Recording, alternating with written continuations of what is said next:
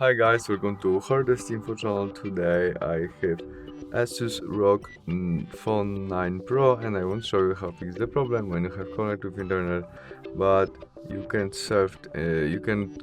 download your game because it isn't visible as in my situation.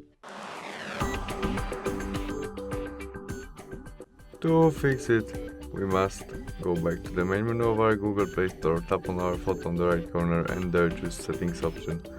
In it, we tap on Family, Parental Controls, and as you can see, now we have PG3. To visible game or application as Mobile Legends game, we need more than PG3. To change it, we tap on it, and now we enter our connect pin to Parental Controls, and we can easily change it from PG3 to maybe allow all included, underrated, confirm recorded, and saved. We can also turn off our Parental Controls by switch off. And that's all. We can go back and try search Mobile Legends games again, which is visible right now, and we can easily install it. Thanks for watching, see you soon, bye!